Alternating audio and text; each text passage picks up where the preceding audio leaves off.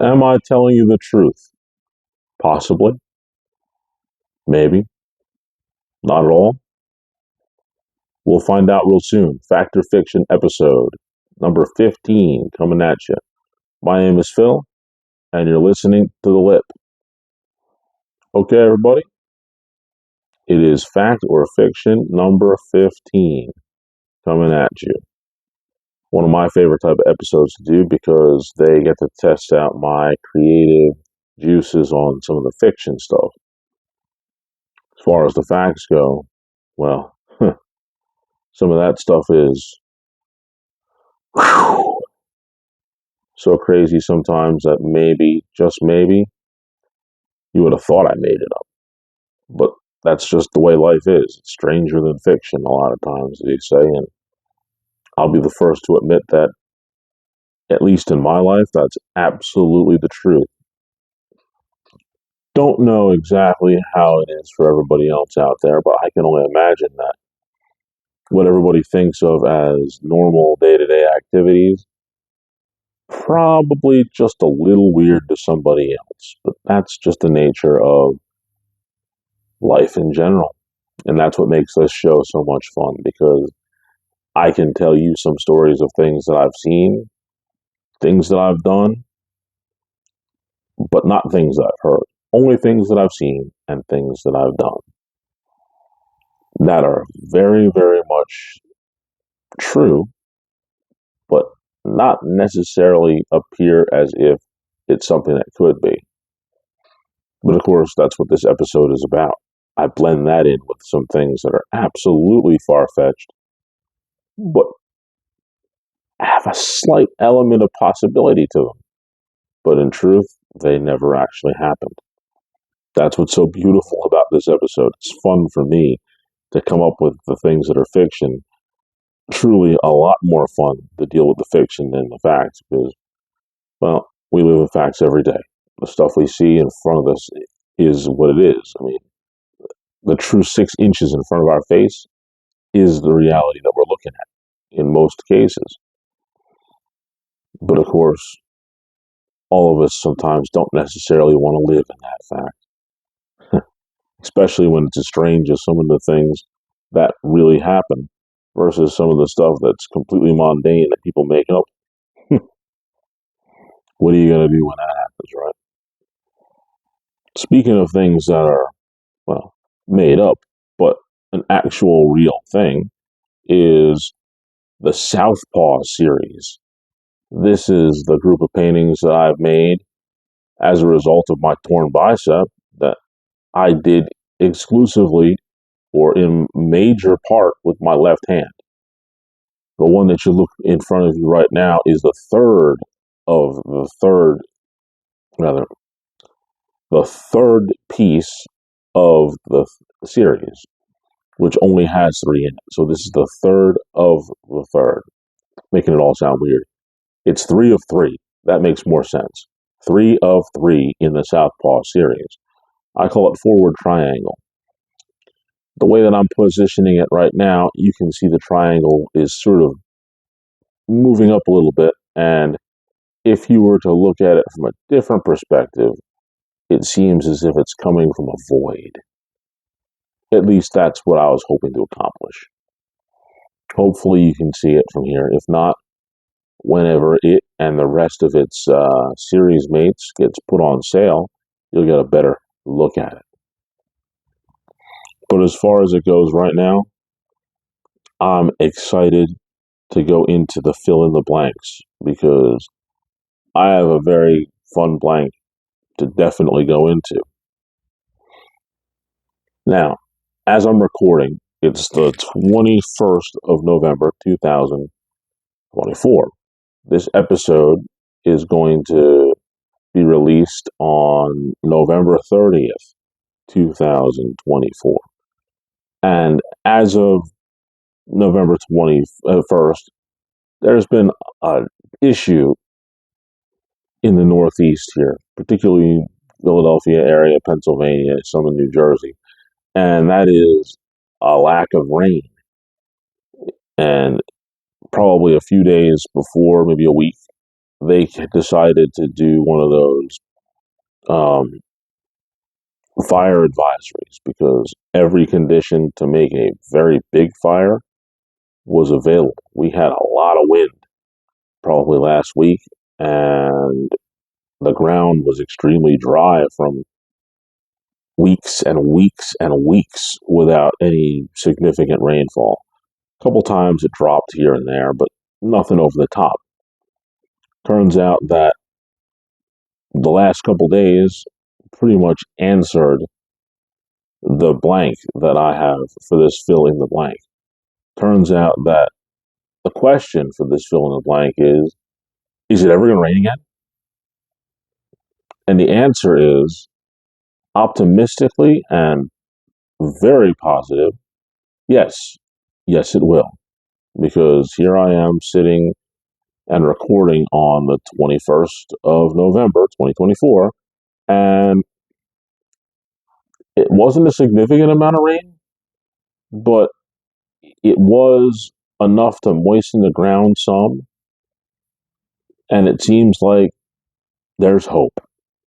We're not going to end up turning the whole of Pennsylvania into Tatooine from Star Wars, which of course is a planet that has two suns and is pretty much mostly desert.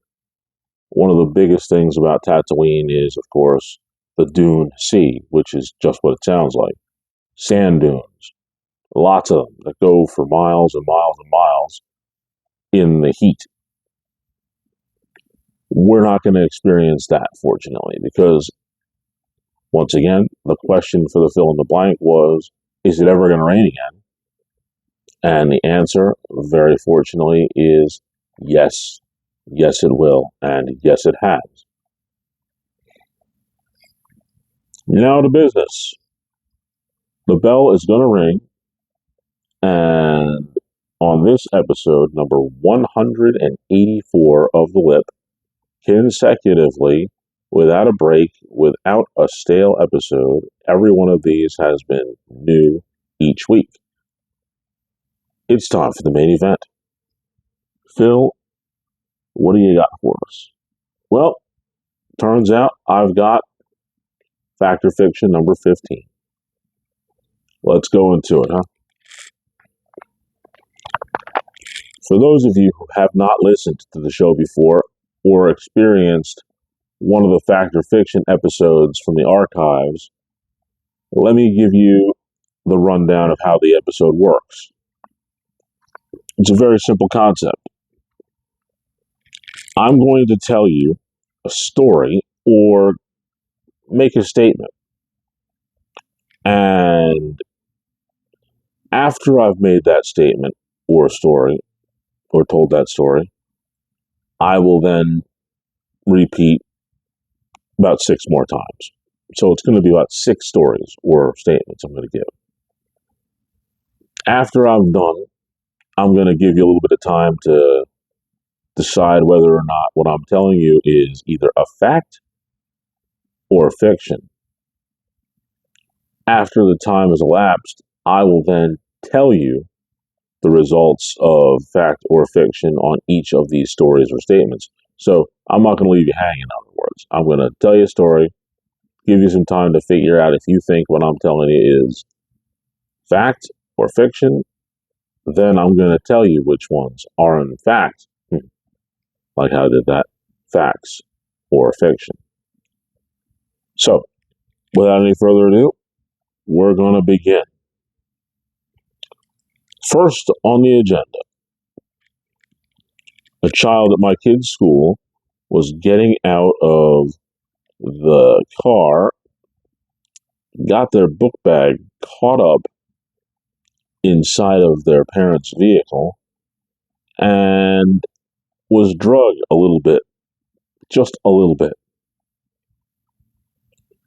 You know how when you go to a car line, depending on the type of school that your child goes to, if you have any kids, what happens is at my school that the kids go to, there's a line that you have to use to drop kids off, and then at the end of the day, there's a line that you pick kids up.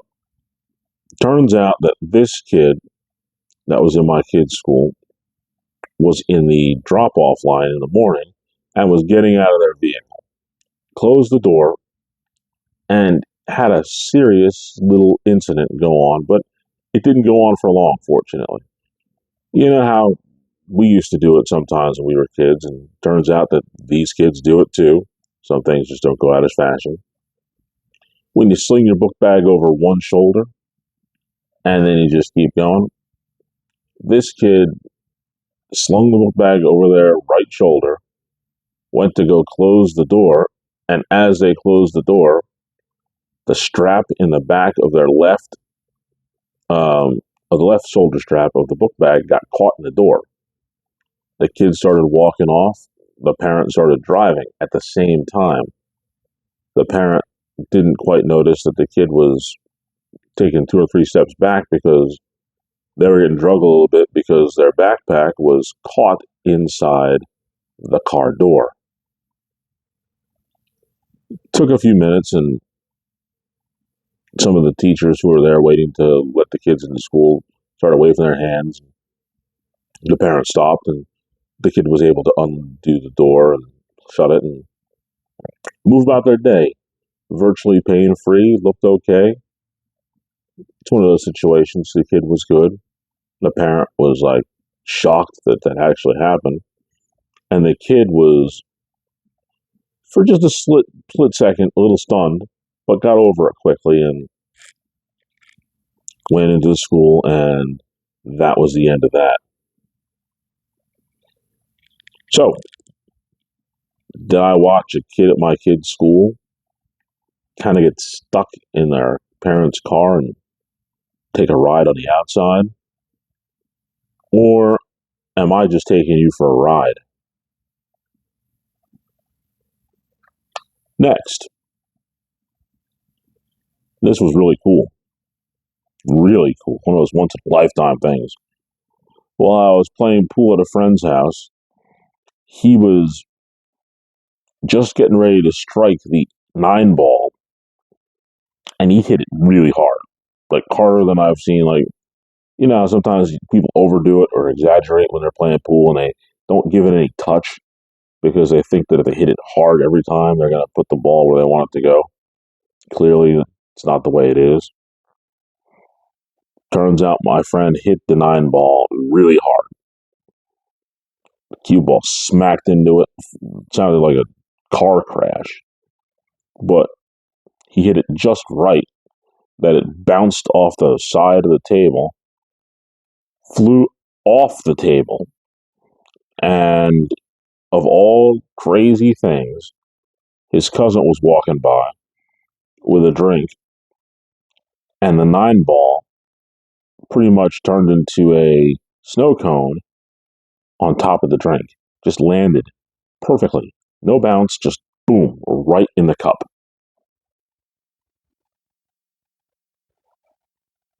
Everybody was silent for a minute because, truthfully, my friend's not the best pool player, and it turned out that that shot was by far the best thing he had ever done on a pool table.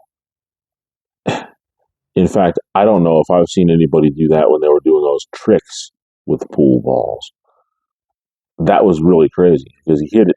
I mean, the timing of this was something that you can only imagine.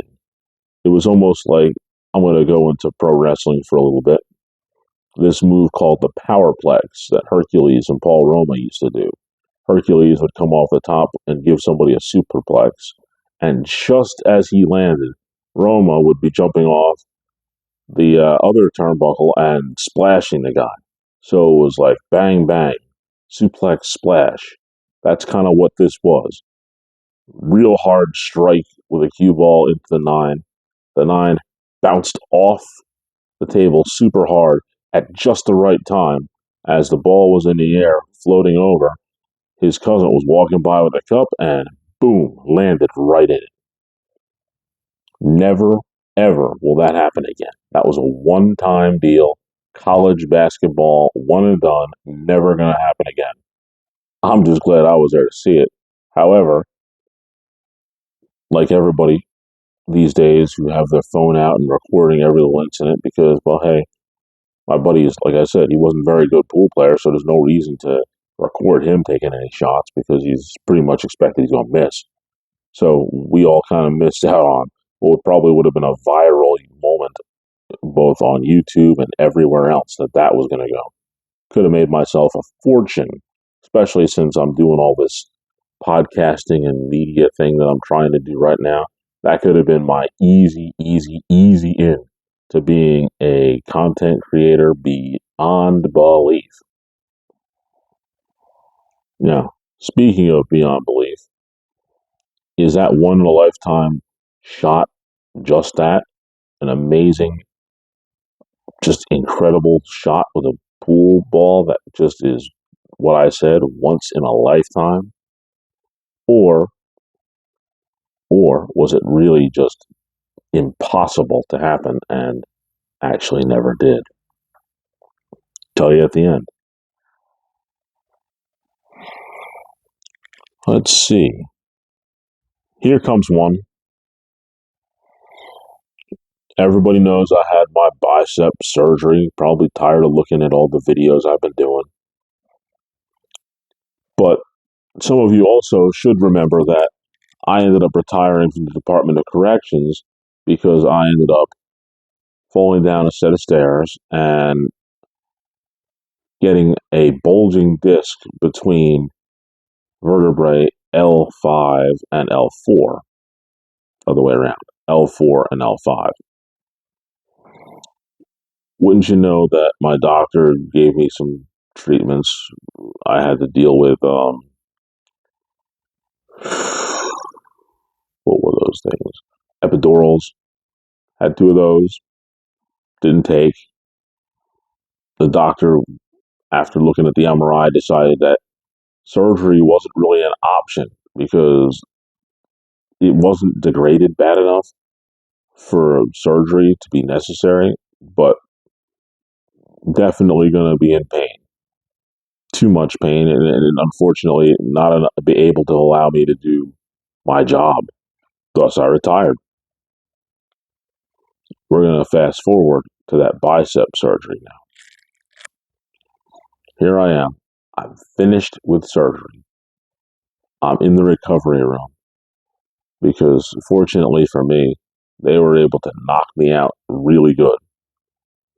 And when I woke up, I didn't even realize that I'd even been in the surgery room, which is crazy because all the other surgeries I've ever had, I remember going to the operating room before I went out. And this one I didn't even remember. So when I woke up, I'm like, whoa, how about that? I've had the operation. This is great. It's over. They gave me, I believe it was an Oxycontin to make sure that everything was still feeling numb and I didn't feel anything. And I was glad about it. I was feeling all right.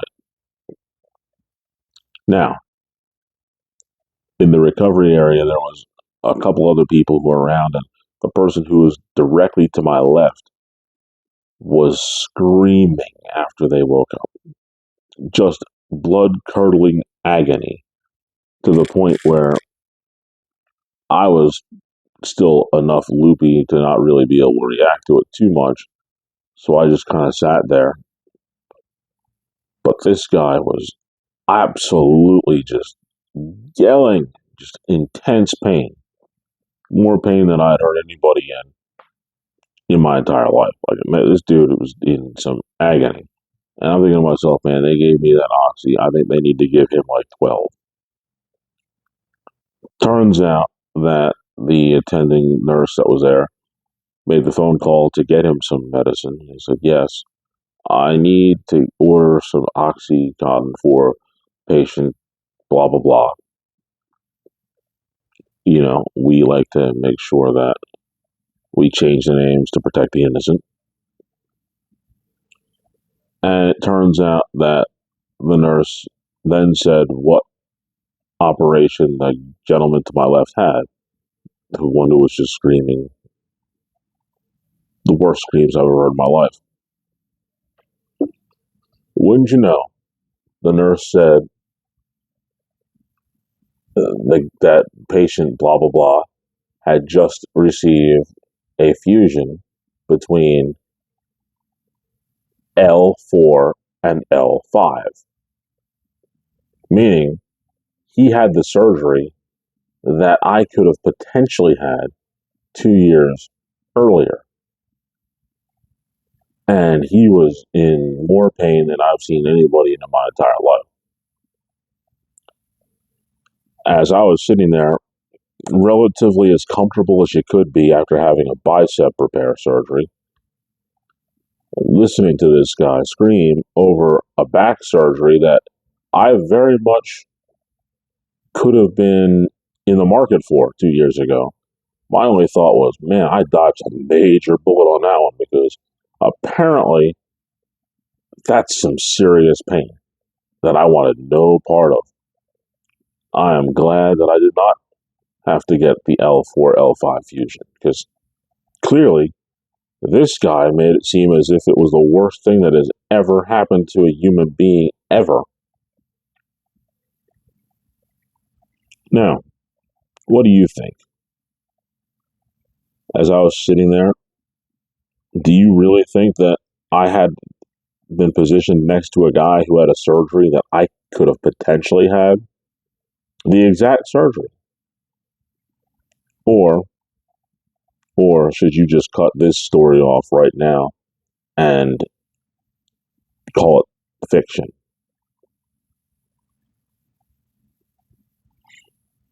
Going to go back to surgery again for this next story. I wrote two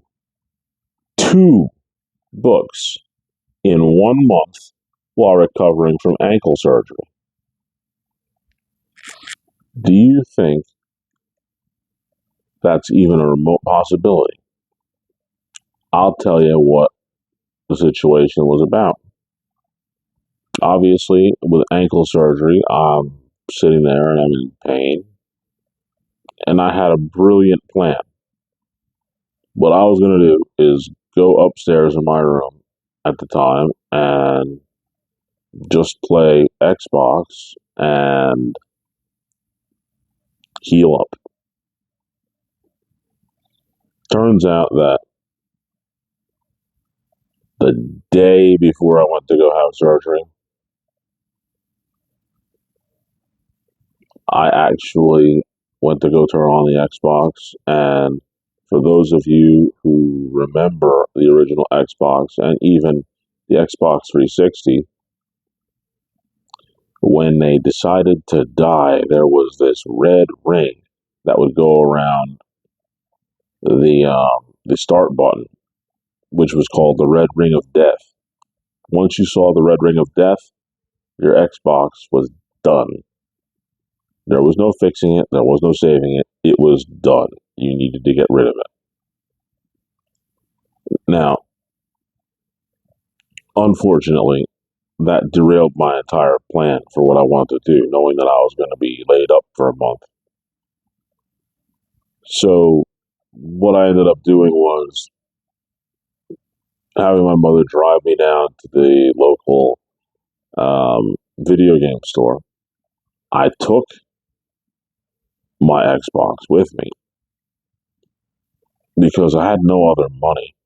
And at the time, the place was about to sell the Xbox 360 was coming out. So timing was fairly good. I took it, I used it as a down payment, even with the Red Ring of Death, because they just took it and gave me $75 and they allowed me to use that as the down payment for the Xbox 360. Unfortunately, I missed the first shipping and I wasn't going to be able to get a new 360 until the second shipping, which wasn't going to happen. They weren't sure. Turned out to end up being January. My surgery was in October, so I had a couple months to wait. Now, having done that and acquired the new Xbox 360s on the second shipping, I now had to do something with my time as I was gonna lose my mind. So I had a plan to create sort of a graphic novel series, and since I wasn't playing any video games at the time, I completely focused all of my energy on writing a couple of those books. And for the first 2 weeks, I sat and I wrote and I wrote and I wrote and I wrote, and I completed one of those books to my satisfaction. I had written it in its entirety.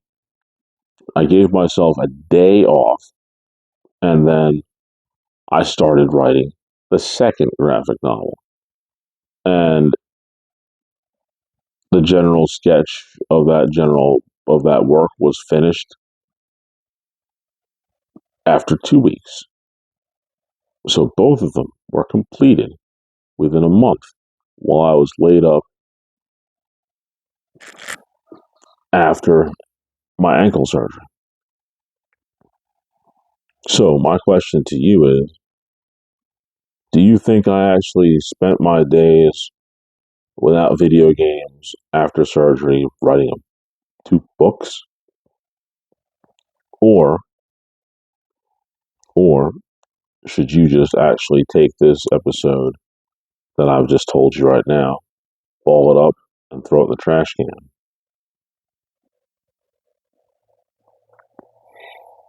All right, here's one more for you.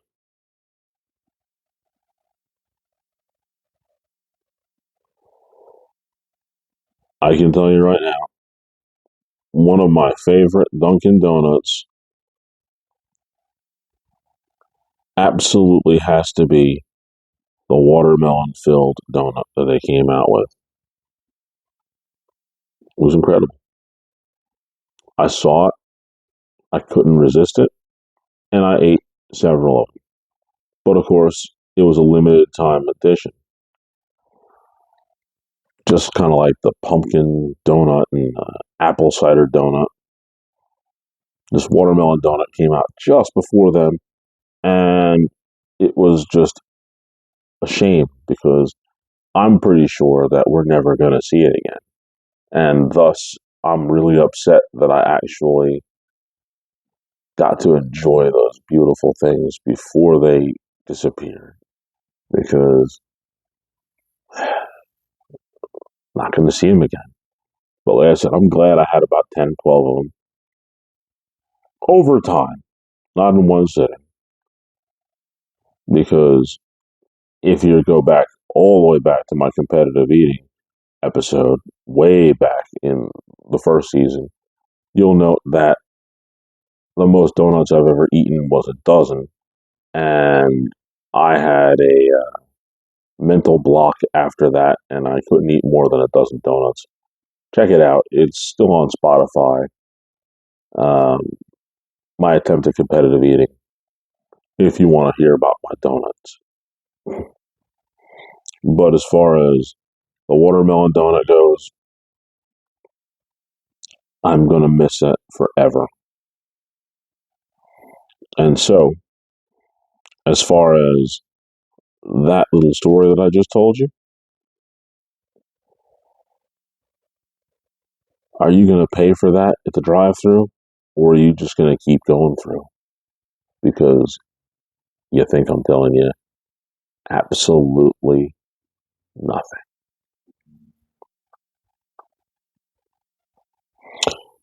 Finally, the last thing I got for you is this one. During this election cycle, I am an independent in politics, and it seems as if the biggest voter bloc that both the Republicans and the Democrats were striving to change in their direction were absolutely the independents. It seems like we are the ones that shift all the elections nowadays. There's just not a strong enough base from what I can tell, of the Republican or the Democrat without the help of the independents, because the independents have gotten bigger, because we don't trust either side. We just sort of hold our nose and see which one smells a little less bad than the other. Even though Jesse said the idea of um, voting for the lesser of two evils is still voting for evil.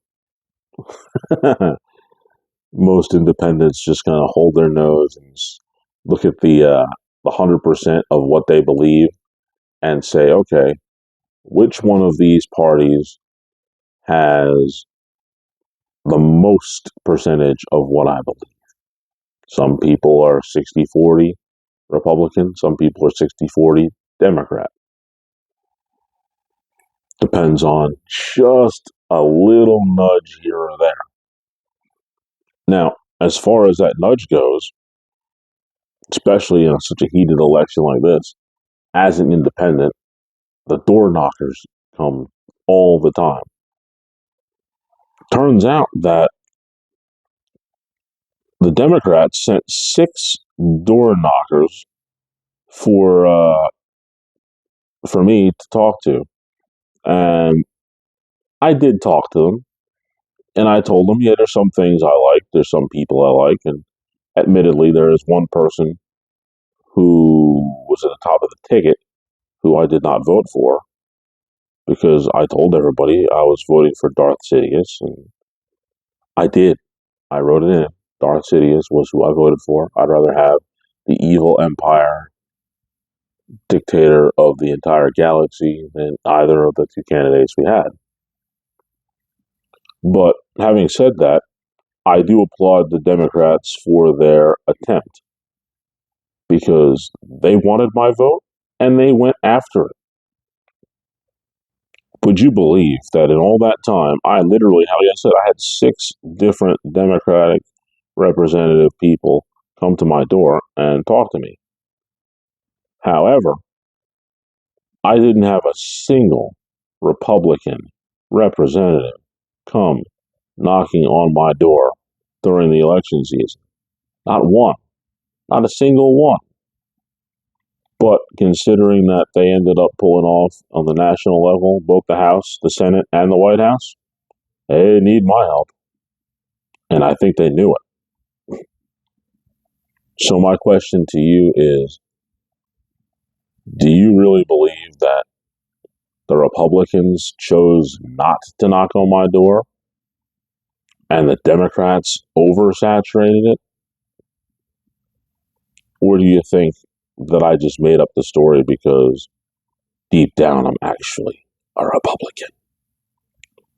Well, I'm going to give you time to figure all that out. Probably a few seconds. Of course, that's the beauty of having a podcast or the one that you're listening to. You could just pause it and go back, listen to the stories again if you choose. But what you're going to hear now is me giving you some time.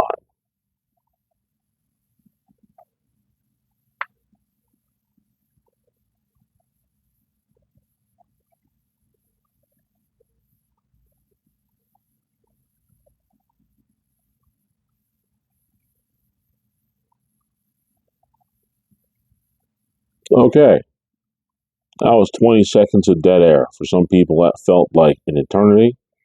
But of course, that's the time when you sort of pause and you can fast forward to get to the part where we're at right now, which is where I'm about to tell you which things were in fact, once again, fact or fiction.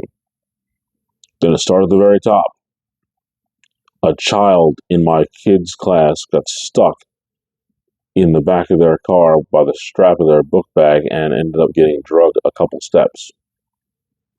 Well, as entertaining as that would probably be to watch, and of course, video, again, that would be a viral moment for certain. Didn't happen. Nope. Nope, nope, nope. Made it up. Made it up. Sorry for you to think that that actually did happen, but no, that's fiction. Next, after my bicep surgery, I sat in a recovery room next to somebody who had surgery on their L4, L5 vertebrae, which I was potentially in line for. Well, that is true. 100% fact. And I feel like Thanos after he did the snap when I think about the fact that I didn't have to have that back surgery because, boy, that guy was in such intense pain. I felt it all the way through my back, even to this day, which still hurts. But man, I just imagine the intensity of his physical therapy is probably going to kill him like nobody's business. And I'll tell you right now, as far as prescriptions go, whew, just give that guy morphine. Just pump him up with morphine because it was just terrible. As far as it goes to me, I was being a tough guy and was prescribed 10 um, Oxycontin for myself. And trust me, I feel that on the level of being a tough guy, I think I'm getting close. I'm almost there. I'm at that.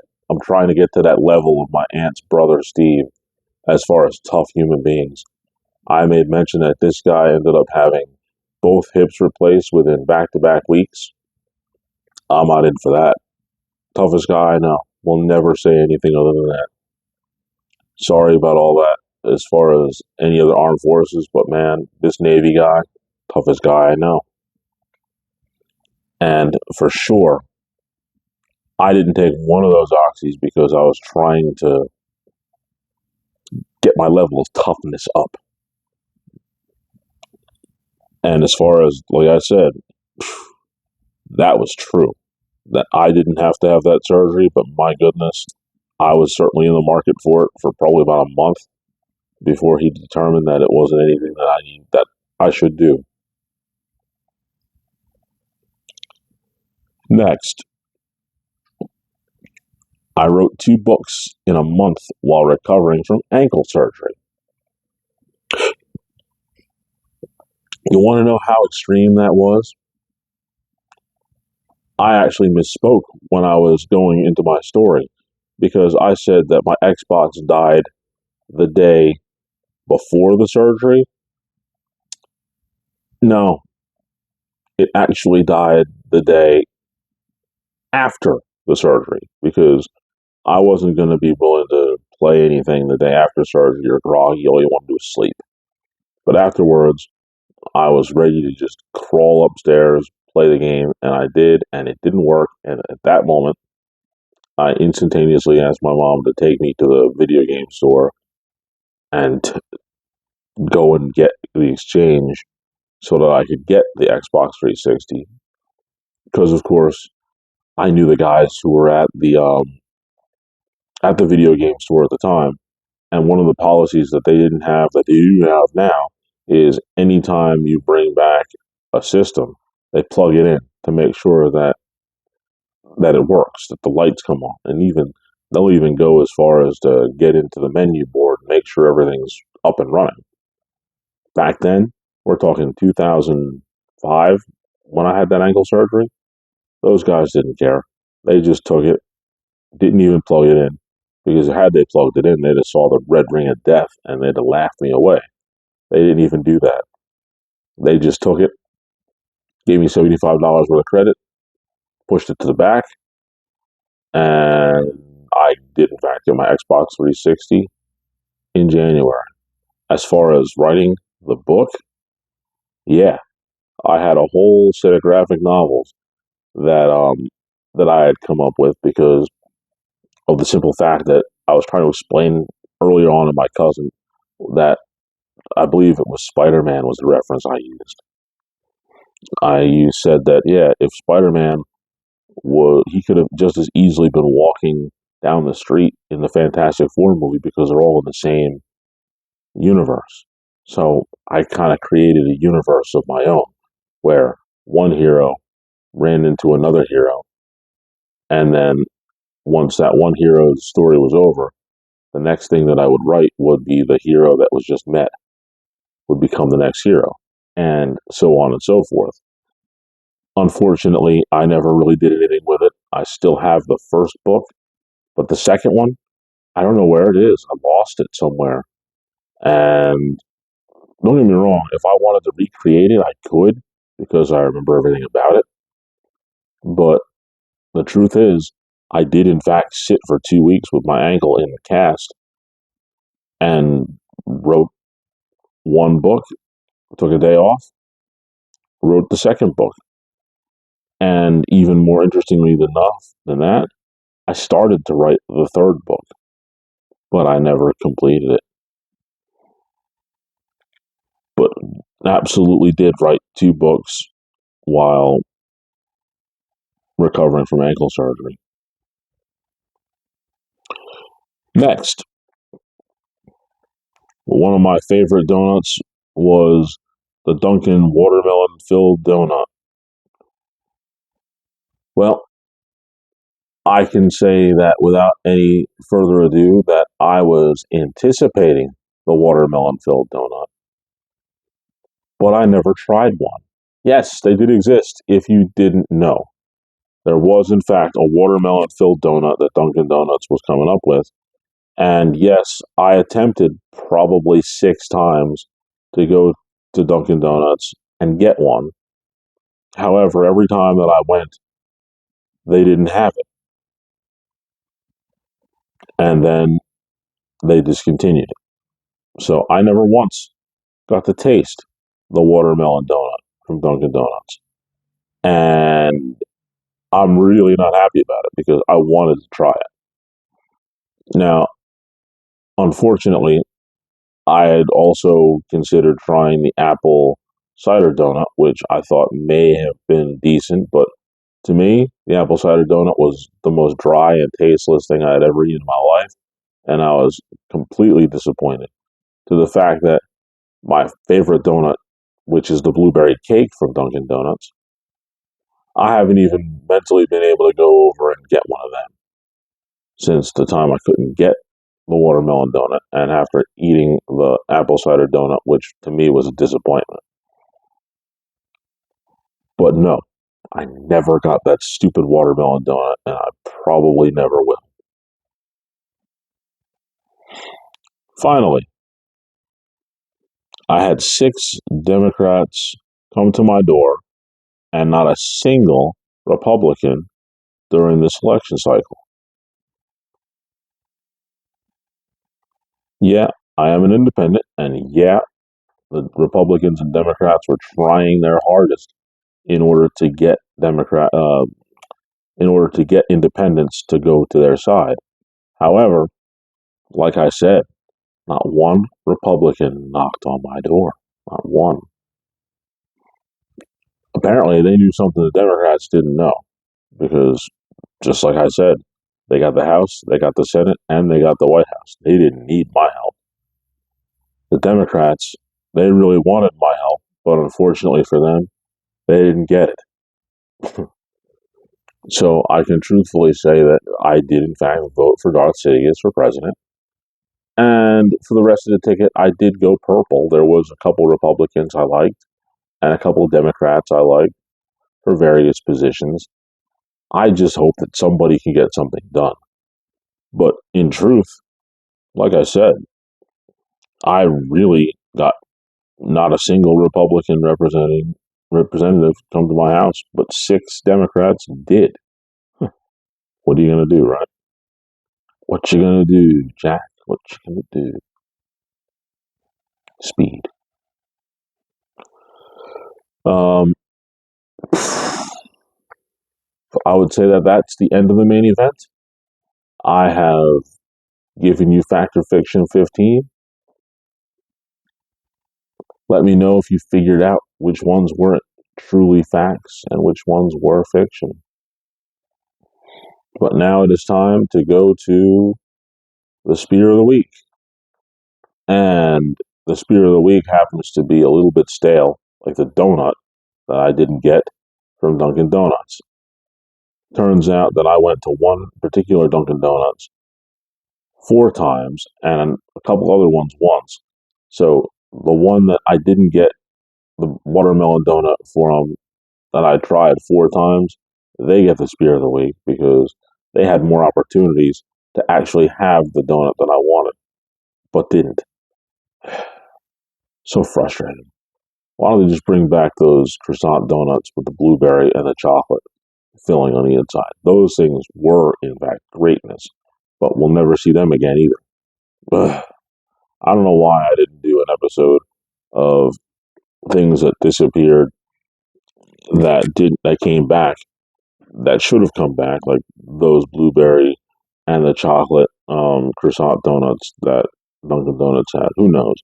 Maybe a future episode I'll talk about stuff that just flat out disappeared that I wish would come back. But the spear of the week, definitely Dunkin' Donuts for not allowing me to try the watermelon donut. Who knows? Maybe they did me a favor. That's the only thing I can hope for. Right? Right. Now it's time to go over my picks for week 11, which were dismal. Another losing week, but that's why I make sure to pick 5 games. That way I have a chance to either definitively win or lose. But unfortunately, yeah, week 11 was a loss. 2-3 for week 11. I had all the faith in the world in those Commanders, and against the Eagles, they just barely let me down in week 11. Commanders lose to the Eagles 18-26. Another one that really surprised me was the Bears. I thought just maybe Caleb Williams could have taken down the Packers, and boy, he came as close as you could. Final score 19-20. The Packers win 19-20, which means I lose. Now, here comes a couple of teams that actually made my day, probably the biggest prediction I made the entire time, and one that was just pretty obvious to me.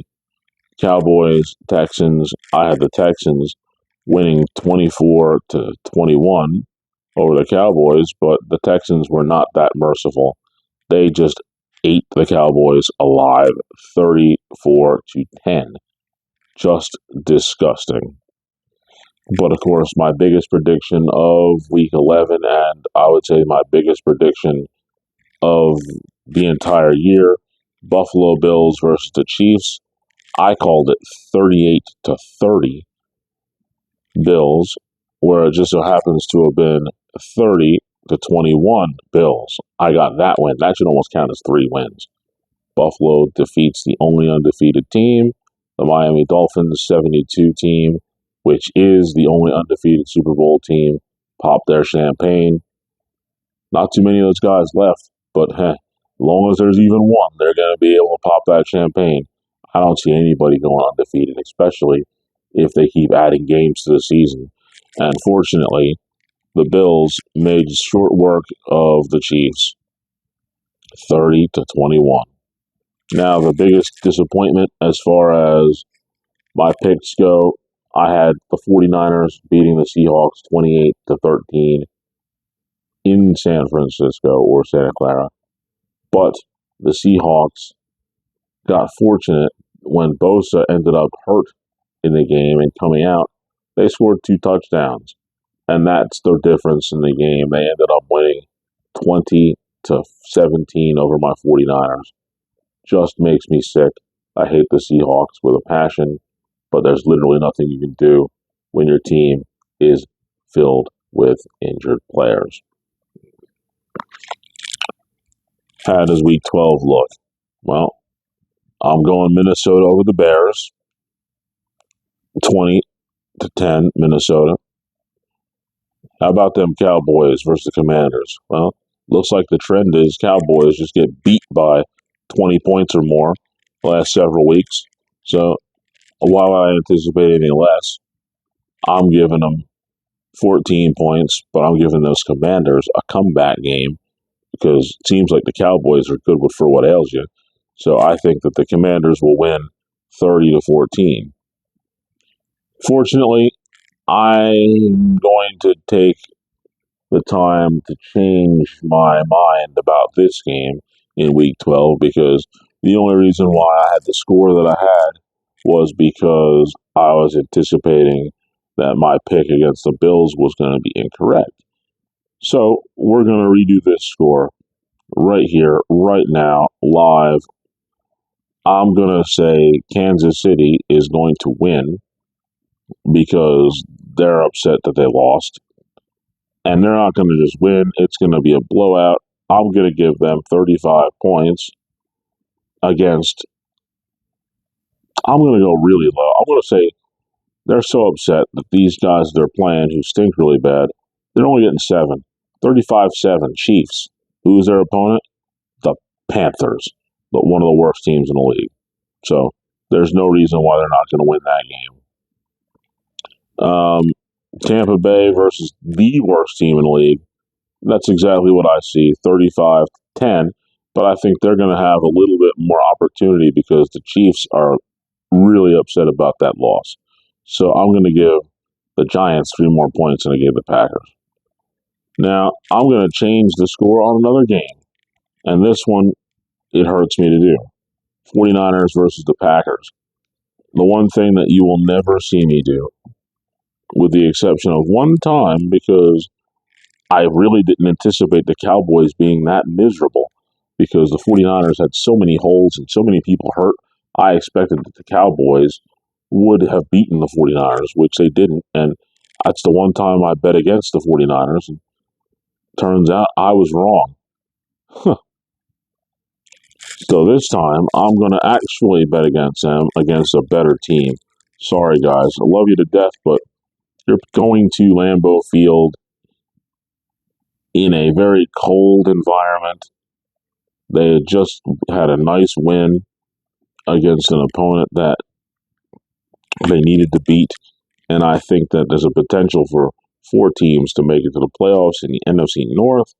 So I'm going to go 49ers, a disappointing